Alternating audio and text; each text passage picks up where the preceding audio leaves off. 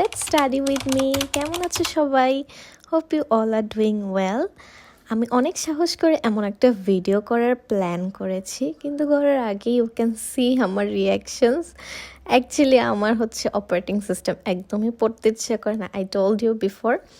So আমি অনেক ভালো করে হচ্ছে ফিলোসফার্স ডাইনিং প্রবলেম টাইপের কিছু একটা পড়েছিলাম। এটা পড়ার সময় আমার অলওয়েজ হচ্ছে হ্যারি পটারের কথা মনে হয়।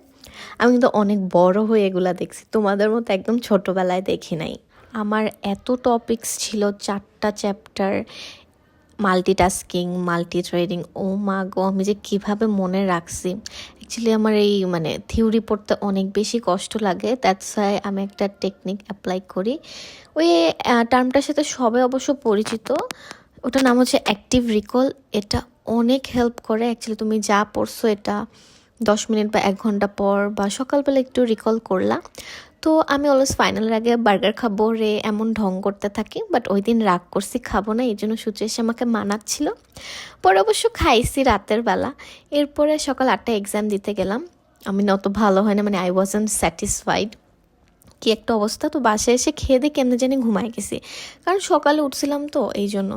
তো ভাবলাম যে কালকে যেহেতু এক্সাম নাই, একটু স্কিন কেয়ার করি। এমন না যে আমি ডেইলি স্কিন কেয়ার করতেছি, আমি অনেক বেশি লেজি, জাস্ট বিকজ এই ভিডিও করব, ভিডিওটা একটু বড় হবে এই জন্য এমন ঢং করলাম।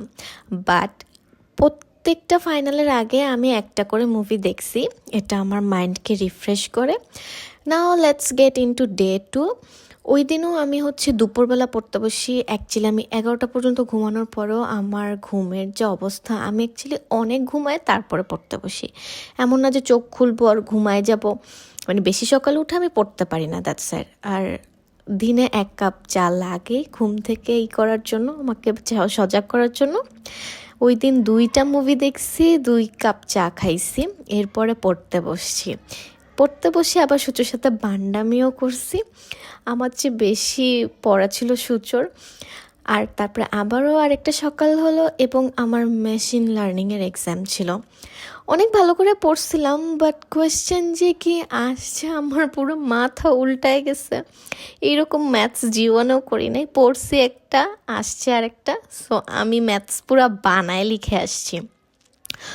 এরপরে তো আর কয়েকদিন পরীক্ষা ছিল না, তাই ভাবলাম আরামসে একটু মুভি দেখি। Then comes day 3। ওই দিনও আমার একেবারেই পড়তে ইচ্ছে করছিল না।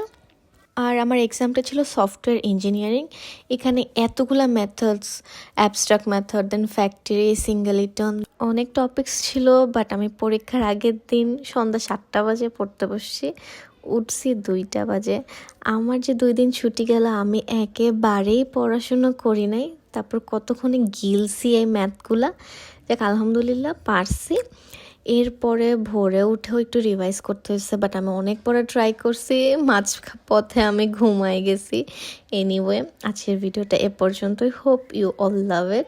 যদি এরকম আরও ভিডিও চাও, লেট মি নো, আমি ট্রাই করব। বাট ভিডিও করতে নিলে আমার পড়া হয় না, দ্যাটস এত শর্ট ভিডিও।